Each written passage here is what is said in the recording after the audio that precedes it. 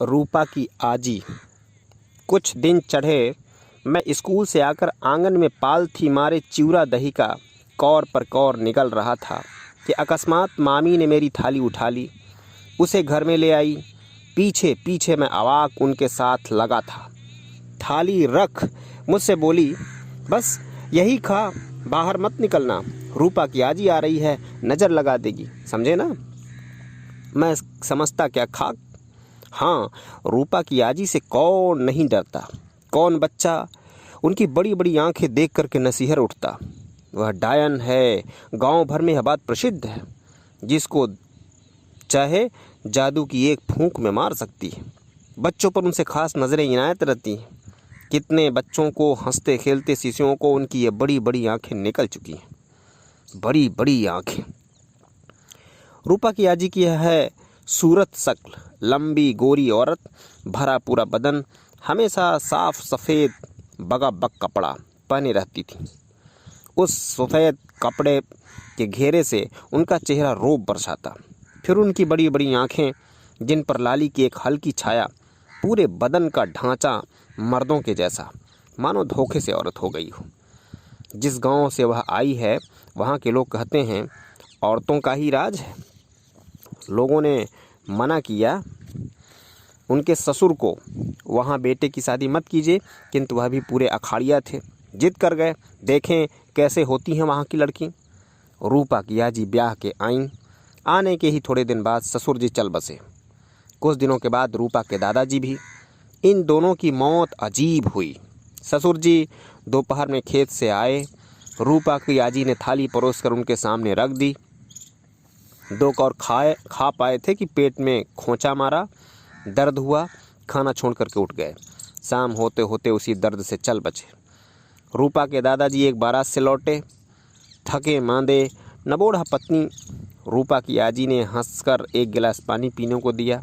पानी पीते ही सिर धमका, ज्वर आया। उसी ज्वर से 3 दिनों के अंदर स्वर्ग सितारे। पहली घटना से ही कानाफूसी शुरू हो गई थी। दूसरी घटना ने बिल्कुल सिद्ध कर दिया कि रूपा की आजी डायन है। दोनों को जादू के जोर से खा गई। रूपा के पिताजी का जन्म उनके 3-4 महीने बाद हुआ।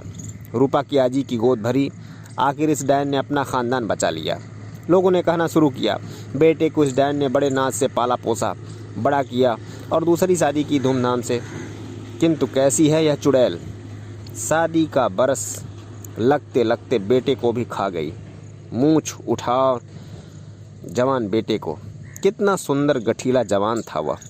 कुश्ती खेल कर आया, इसके हाथ से दूध पिया, खून के दस्त होने लगे, कुछ ही घंटों में चल बसा। उसके मरने के बाद इस रूपा का जन्म हुआ और रूपा अभी भी प्रसूति गृह में ही कें कें कर रही थी कि उसकी माँ चल बसी। बाप रे, रूपा की आजी कैसी बड़ी डायन है। डायन पहले अपने ही घर को स्वाहा करती। जवान बेटे की मृत्यु के बाद रूपा की आजी में अजीब परिवर्तन हुआ। हमेशा आंखें लाल रहती, छोटी छोटी बातों से आंसू की धारा बह निकलती, होठों कुछ बुदबुदाती रहती। दोनों जून स्नान कर भगवती का पिंड लीपती, धूप देती, बहुत साफ कपड़ा पहनती। जिस जवान को देखती तो देखती ही रह जाती। जिस बच्चे पर नज़र डालती मानो आंखों में पी जाएगी। लोगों ने शोर किया, अब इसका डायनपन बिल्कुल प्रकट हो गया। डरो, भागो, रूपा की आजी से बचो, रूपा की आजी से बचो। लेकिन बचोगे कैसे? दिन भर रूपा को गोद लिए, कंधे चढ़ाए या उसकी छोटी उंगलियां पकड़े, यह इस गली से उस गली, इस घर से उस घर आती जाती रहती है। न एक व्रत छोड़ती है, न एक तीर्थ, और हर व्रत और तीर्थ के बाद गांव भर का चक्कर, उत्सवों में बिना बुलाए ही हाजिर। उफ, यह डायन कब मरेगी, कब गांव को इससे निजात मिलेगी। मन ही मन यह मनाया जाता। किंतु ज्यों ही रूपा की आजी सामने आई, नहीं कि उनकी खुशामतें होती, कहीं वह नाराज़ न हो जाए। अपने ससुर, पति, बेटे और पतोहू को खाते जिसे देर न लगी, वह दूसरे के बाल बच्चों पर क्यों तरस खाएगी। स्त्रियां उन्हें देखते ही कांप उठती। किंतु ज्यों ही वह उनके सामने आई कि दादी जी कहकर उनका आदर सत्कार शुरू किया। इस आसन पर बैठिए, जरा हुक्का पी लीजिए, सुपारी खा लीजिए, यह सौगात आई है, जरा चख लीजिए, आदि आदि। रूपा की आजी कुछ सत्कार स्वीकार करती और कुछ अस्वीकार। उनकी अस्वीकृति आग्रह नहीं मानती, अस्वीकृति और लोगों में थरथरी लग गई। फिर परिवार ही ठहरा। अगर बरस 6 महीने में किसी को कुछ हुआ तो रूपा की आजी के सिर पर दोष गिर गिरा। कितने ओझे बुलाए गए इस डैन को सर करने के लिए। उसके बड़े बड़े दावे थे। डैन मेरे सामने होते ही नंगी नाचने लगेगी। डैन के कोंचे से आप ही आप आग जल उठेगी। डैन खून उगलने लगेगी। डैन पागल होकर आप ही आप बकने लगेगी।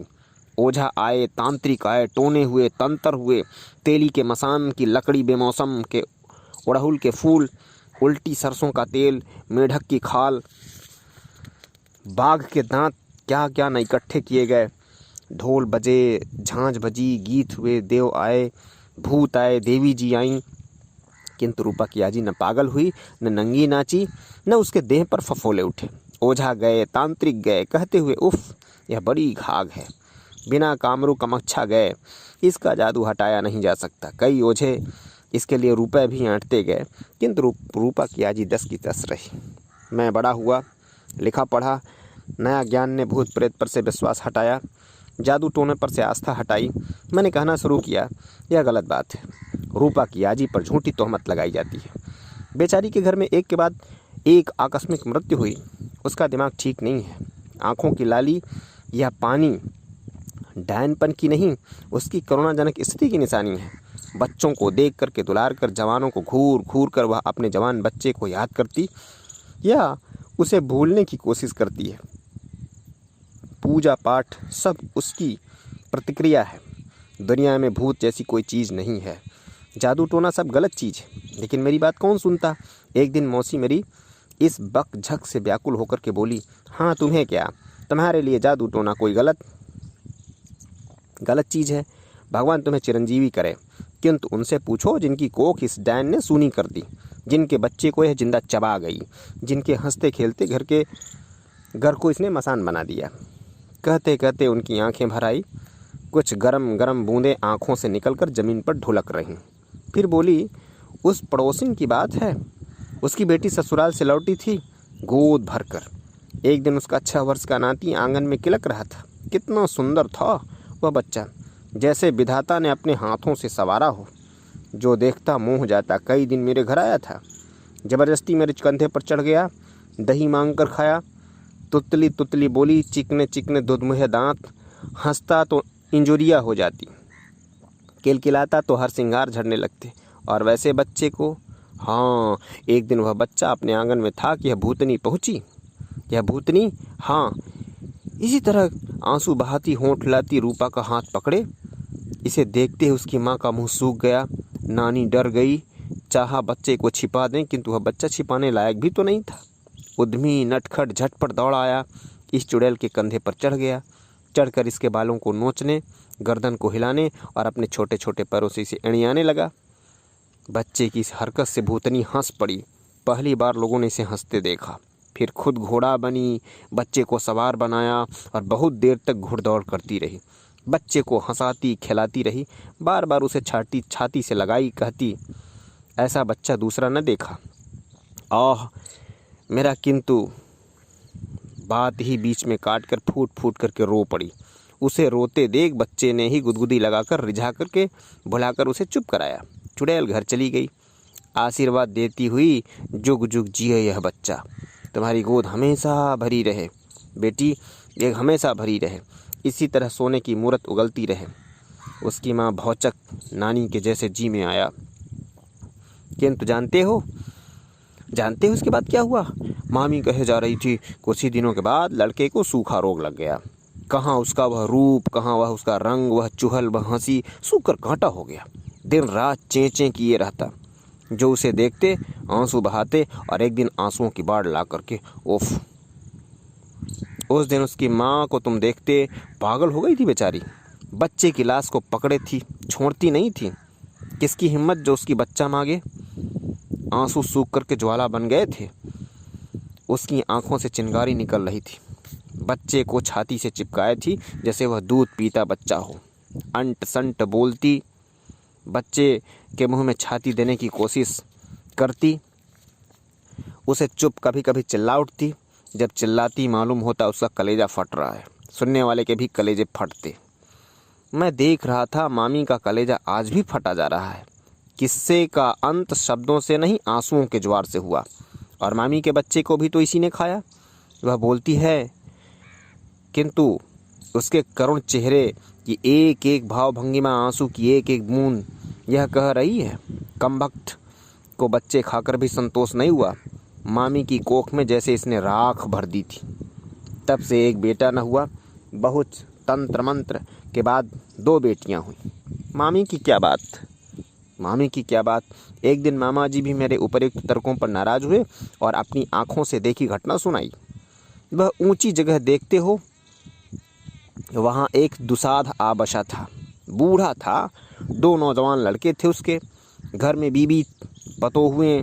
दोनों बेटे बड़े ही कमाऊ पूत, गठीले जवान। बूढ़ा भी काफ़ी हुनरमंद। थोड़े ही दिनों में गांव में उनकी पूंछ हो गई। बहुत बड़ा बल था। कमाते थे, खाते थे, नेक स्वभाव के थे। न किसी से झगड़ा न झमेला। सबको खुश रखने की कोशिश करते और सबके काम आते। एक दिन वह बुढ़िया, तुम्हारी रूपा की आजी, पहुंची और बोली, जरा आज मेरा काम कर दो। बूढ़े ने देखते ही सलाम किया। बैठने को कुस की चटाई रख दी। बुढ़िया नहीं बैठी। दुसाध से हड्डी छुला जाती है। और फिर मैं बामनी। बूढ़ा न बोला, सिर्फ अर्ज किया, आज तो दूसरे बाबू को मैं वचन दे चुका हूँ, कल आपका काम हो जाएगा। बुढ़िया ने जिद की, नहीं, आज ही मेरा काम होना चाहिए। बीच में ही बड़ा लड़का बोल उठा, दुसाध से हड्डी छुलाती है तो क्या घर नहीं छुलाएगा। बुढ़िया तमक उठी, तुम मेरा अपमान करते हो। इसलिए ना कि मैं निपूती हूँ, मुझसे तुम्हें क्या डर, मेरा लड़का होता। और बुढ़िया पहले गरजी, अब बरस रही थी। बूढ़ा दुसाध भौचक हाथ जोड़कर हरजू मिन्नत कर रहा, अभी चलता हूँ, हम अभी चलते हैं, बाबू का काम कल होगा, आज आपका ही काम होगा। किंतु बुढ़िया वहाँ जरा भी क्यों ठहरती, घर लौटी। इसी रास्ते वह जा रही थी। मामी जी ने कहा, मैंने देखा कि उसके होंठ जल्द जल्द हिल रहे थे, आंखें लाल थीं, आंचल से आंसू पोंछती जाती। पीछे पीछे बूढ़ा दौड़ा चला जा रहा था। बूढ़े को रोककर मैंने दरियाफ्त किया, उसकी सारी बातें बताई। वह कांप रहा था, बाबू बाल बच्चे वाला हूँ, न जाने क्या हो जाए। और विश्वास करोगे, तुम्हारी अंग्रेजी विद्या इसके क्या माने बताएगी। उस रात में बूढ़े के बड़े बेटे को सांप ने काट लिया। भोर में देखा, हाय वह पट्ठा बेहोश पड़ा है, समूचा शरीर पीला पड़ गया है, मुंह से झाग निकल रहा है। गांव-गांव से सांप का विष उतारने वाले पहुंचे हैं। कोई जोर जोर से मंत्र पढ़ रहा है, कोई कोड़े फटकार रहा है, कोई जड़ी पीसकर पिलाने की कोशिश में है, कोई उसके नाक में कुछ सूंघा रहा है। जब तब वह आंखें खोलता है, रह रहकर हाथ पैर फटकारता है, फिर निस्तब्ध हो जाता है। निस्तब्धता निस्पंदता में और निस्पंदता निर्जीवता में बदल जाती। बूढ़ा बाप छाती पीट रहा था। छोटा भाई दहाड़ मार करके रो रहा है। माँ और स्त्री की गत का क्या कहना। विष उतारने वाले कहते हैं, हम क्या करें, सांप का विष उतरता है ना, यह तो कोई आदमी का विष है, सीधा जादू, ठीक आधी रात को लगाया गया है, उतर जाएगा तो भाग। बूढ़े का वैसा भाग नहीं था। धीरे धीरे हम लोगों को देखते देखते उसके जवान बेटे की अर्थी उठ रही थी। दूसरे ही दिन उसका सारा परिवार गांव छोड़कर चला गया। अरे यह बुढ़िया नहीं, काल है, आदमी नहीं, सांपिन है, चलती फिरती चुड़ैल, बामनी है, नहीं तो इसको जिंदा गाड़ देने में कोई पाप नहीं लगता। मामा की आंखें अब अंगारे उगल रही थी। मैं चुप था। भावना पर दलील का क्या असर हो सकता भला। शिवरात्रि का यह मेला, लोगों की अपार भीड़, बच्चे, जवान, बूढ़े, लड़कियां, युवतियां, बुढ़िया, शिवजी पर पानी, अक्षत, बेलपत्र, फूल, फल। फिर एक ही दिन के लिए लगे इस मेले में घूम फिर खरीद फरोख्त, धक्के पर धक्के, चलने की ज़रूरत नहीं। अपने को भीड़ में डाल दीजिए, आप किसी छोर पर लग जाइएगा। बच्चों और स्त्रियों में की अधिकता, उन्हीं के लायक ज़्यादा सौदे, खंजड़ी, पिपही, झुनझुने, मिट्टी की मूर्तें, रबर के खिलौने, कपड़े के गुड्डे, रंगीन मिठाइयाँ, बिस्कुट, लेमन चूस, टिकुली, सिंदूर, चूड़ियाँ, रेशम के लच्छे, नकली नोट, चकमक के पत्ते, आईना, कंघी, साबुन, सस्ते एसेंस और रंगीन पाउडर। भाव साव की छूट, हल्ला गुल्ला, गहनों से झमझम में चूड़ियों की छन छन, साड़ियों के ससर में हंसी की खिलखिल। कहीं नाच हो रहा है, कहीं बहुरूपिये स्वांग दिखा रहे हैं और कहीं घिरनी और चरखी पर बच्चे झूले का मजा लूट रहे हैं। अकस्मात एक ओर से शोर, पगली पगली पगली, छोड़ो छोड़ो छोड़ो, डायन डायन डायन, मारो मारो मारो। एक औरत भागी जा रही है, अधनंगी अधमरी, लोग उसका पीछा कर रहे हैं। बात क्या है? मेले में आई एक युवती अपने बच्चे को एक सखी के सुपुर्द कर सौदा करने गई थी। सीधे सीधे सरल स्वभाव की थी, बच्चे चंचल होते ही हैं। सखी लाल छड़ी की रंगीन मिठाई बेचने वाले की बोली पर भूल गई, मेरी लाल छड़ी अलबत्ता, मैं तो बेचूंगा कलकत्ता, मैं तो बेचूंगा कलकत्ता। इधर बच्चा उसकी अंगुली छोड़कर धीरे से वहाँ से निकलकर झुनझुने वाले के पास पहुँच गया। जब सखी का ध्यान लाल छड़ी से टूटा तो वह व्याकुल होकर बच्चे को खोजने लगी। देखती क्या है, एक बुढ़िया उस बच्चे को गोद में लिए झुनझुने दे रही है और मिठाइयाँ खिला रही है।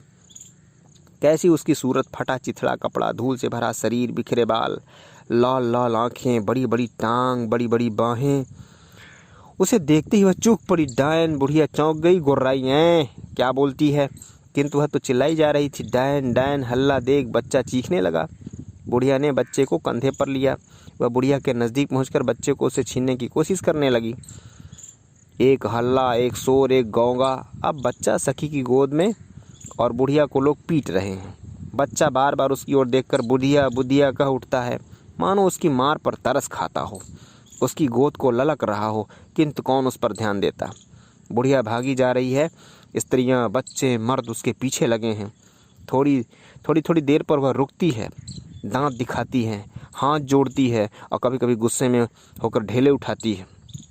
वह सिर्फ ढेले उठाती है, लोग उस पर ढेले फेंकते हैं। इसी भागा भागी में वह एक जगह पहुंचती है जहां पहले एक कुआं था। अब उसकी गत खराब हो गई, वह भट रहा था।